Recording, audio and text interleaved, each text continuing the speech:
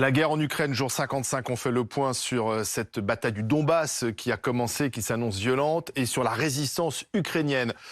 On a un invité exceptionnel ce soir, c'est Petro Poroshenko, l'ancien président de l'Ukraine qui est avec nous en direct ce soir. Merci d'avoir accepté notre invitation. Vous êtes à Kiev, vous êtes resté sur place.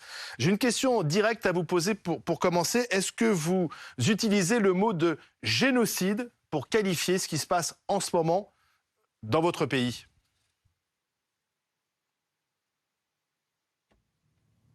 Не можна використовувати будь-якого іншого слова. Il n'y a pas d'autre terme pour décrire que le génocide. C'est bien le mot. Російські варвари Les barbares russes розстрілюють автобуси, tirent sur les bus par lesquels s'évacuent les mamans et les enfants, les bus sur lesquels c'est marqué enfants, et on tire avec les mortiers et avec des chars. On ne peut pas décrire un autre, on ne peut pas choisir d'autres termes pour décrire ce qui s'est passé à la gare de Kramatorsk lorsque le missile .U a frappé les gens qui attendaient devant le quai d'évacuation. Donc toutes ces personnes, tous ces civils ont été tués uniquement parce qu'ils sont ukrainiens. Et c'est ça la qualification d'un génocide, c'est d'appartenir à un peuple et d'être tué parce qu'on appartient à ce peuple. Et c'est pour ça que le compromis devient très difficile, parce que l'objectif de Poutine et de l'occupant russe, c'est de nous exterminer, alors que nous souhaitons vivre. Et voilà, et c'est difficile, ce terrain de compromis. L'objectif de Poutine, c'est de raser l'Ukraine de la carte géopolitique du monde, alors que nous souhaitions de défendre l'indépendance de notre pays, notre beau pays. Regardez comme il est magnifique, ce pays. La ville de Kiev, je suis sur les hauteurs, je suis à Kiev. C'est l'une des plus belles villes de l'Europe, l'une des plus vertes, l'une des plus accueillantes, les plus bienveillantes. Et l'occupant est venu, il s'est arrêté dans les banlieues de Kiev, à Vorzel, à Hostomel, à Borodianka, à Irpin. Il a tué des milliers de civils ukrainiens. Et le jour viendra lorsque tous ces criminels vont répondre devant la justice. Et je remercie à la France et personnellement au président Macron pour sa réaction effective et pour tout ce qui va être fait pour traduire ces criminels, et notamment Poutine, pour tous ces crimes qu'il a commis en Ukraine.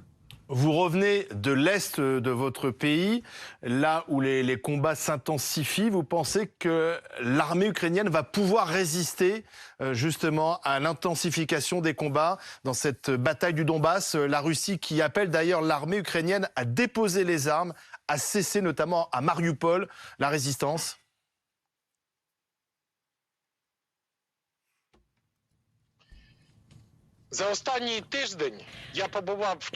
J'ai été dans différents endroits au cours de semaines dernières, à Tchernihiv, à Boutcha, à Borodianka. Avant-hier, j'étais à Kramatorsk, à Slaviansk, à Pokrovsk. La ligne d'affrontement passe très près de la ville de Kramatorsk. 85% des civils de Kramatorsk ont été évacués. Pourquoi ils ont réagi à temps? Ils ont vu ce que ça apporte la paix russe, le sort qui attend les villes assiégées, et tous ceux qui veulent s'en rendre compte de ses propres yeux, ils ont qu'à aller voir la ville de Boutcha ou la ville de Mariupol. Ils ont qu'à aller voir les cadavres des hommes avec des mains ligotées, les femmes avec des corps violés. Donc, tous ceux qui ont vu ça, ils savent qu'il faut livrer un combat jusqu'à la victoire. Et on n'a pas d'autre choix. Et ici, c'est la terre des Ukrainiens. Nos pères, nos grands-pères sont enterrés ici. Nos enfants, leur avenir, c'est ce pays. Personne ne sait pourquoi les Russes sont venus sur notre terre. Et eux-mêmes, ils ne le savent pas. Hier, j'ai rencontré nos parachutistes et nos blindés, nos forces de blindés. Et nous avons amené des renforts en termes de matériel et leur esprit de combat est très, très combatif. Ils sont là pour résister. Et c'est pour ça que Poutine a tellement tardé avec cette bataille du Donbass. Il a voulu d'abord le 16, le 18, le 19, d'un jour à l'autre. Cette date recule. Bien sûr, ils ont des missiles de longue portée qui peuvent toucher des sites et qui peuvent toucher l'Ukraine en profondeur. Mais sur la ligne de contact, il a peur. Les Russes ont peur. Et aussi, je voudrais dire que dans l'histoire mondiale, il y aura la page de Mariupol avec cette fierté, cette résistance héroïque de la ville qui a été assiégée pendant 55 jours. Sans eau, sans nourriture.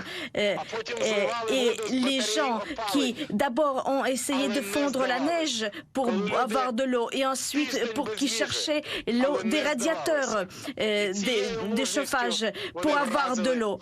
Et ce courage des gens, cette résistance a frappé le monde entier, j'en suis sûre. Vous avez salué l'action du président Macron. En ce moment même, il y a une réunion entre Joe Biden et les Européens. Qu'attendez-vous de cette réunion? Faut-il plus de sanctions? Faut-il couper le gaz russe?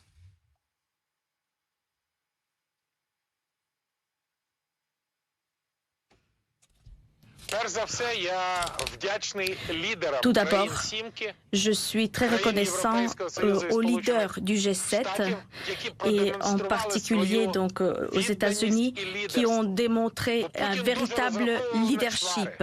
Parce que Poutine, son calcul, c'était la division au sein de l'OTAN, la division au sein de membres de l'UE et que cette division, finalement, va jouer en sa faveur. Mais le monde occidental s'est uni dans ce moment d'épreuve parce que l'Occident est collectif et conscient que ce n'est pas seulement la guerre de la Russie contre l'Ukraine, mais c'est la guerre contre les valeurs démocratiques occidentales, contre le modèle de société. Et nous attendons maintenant de cette visioconférence un nouveau niveau de sanctions. L'embargo pour le gaz et le pétrole. Effectivement, pendant 55 jours, l'Ukraine a touché 2 milliards de dollars d'aide. Mais vous imaginez, pendant ces 55 jours, la Russie a reçu sur sa compte 40 milliards de dollars en paiement pour le gaz et le pétrole. Donc, nous attendons maintenant la mise à sec de tout le système bancaire russe, des swiftages de tous les banques, l'isolation totale de l'économie russe. Et c'est seulement cet embargo total pour l'économie russe va forcer les Russes à arrêter la machine de guerre, déoccuper l'Ukraine et libérer les prisonniers politiques et civils, les prisonniers militaires et civils ukrainiens. Nous attendons aussi les décisions très fortes en termes de livraison d'armes. Nous sommes prêts à payer un prix énorme, le prix de notre sang, le prix de notre vie, mais nous sommes prêts à payer ce prix pour arrêter Poutine sur le territoire ukrainien. Parce que Poutine ira aussi loin jusqu'on le laissera aller. Demain, il ne s'arrêtera pas à l'Ukraine. Demain, il va frapper à la porte de la Bulgarie, de la Roumanie, de la Pologne, des pays baltes, de la Hongrie, de la République tchèque. Peut-être il ira même plus loin. Donc, notre attente est très forte de cette visioconférence. Nous savons que le président Macron y participe et nous attendons les décisions en termes de Lend-Lease. L'Ukraine, grâce à cet acte de prêt de Lend-Lease, devra recevoir pour le militaire les armes, les rations et tout le nécessaire pour faire la guerre. Et nos opérateurs de la défense aérienne, nos militaires sont là pour faire les choses sur le terrain, pour faire leur devoir. Regardez comme elle est belle, la ville de Kiev où je me trouve. Nous vous attendons ici, chers leaders du G7. Nous vous attendons ici, cher président Macron, cher président Biden. Venez à Kiev et vous allez montrer non seulement la solidarité avec l'Ukraine, mais aussi l'unité du monde occidental.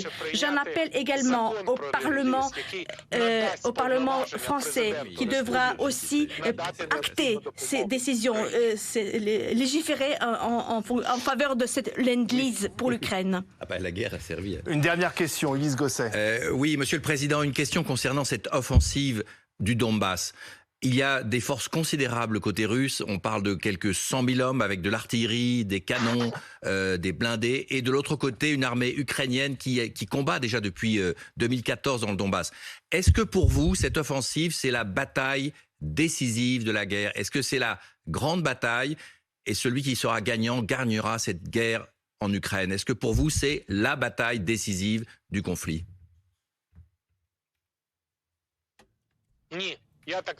Je ne pense pas. Ce n'est pas la bataille pour le Donbass.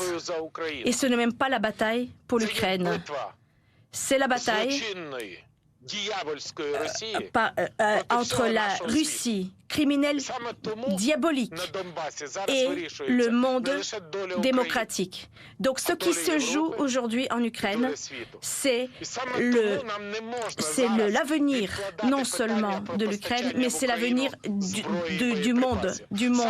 C'est pour ça qu'on ne peut pas atermoyer la prise de décision aussi critique concernant la livraison des armes. On ne peut pas atermoyer l'embargo du gaz sur le gaz et le pétrole russe, parce que aujourd'hui, tout dépend de la victoire des militaires ukrainiens et de la nation ukrainienne sur la Russie, et c'est votre sort qui en dépend.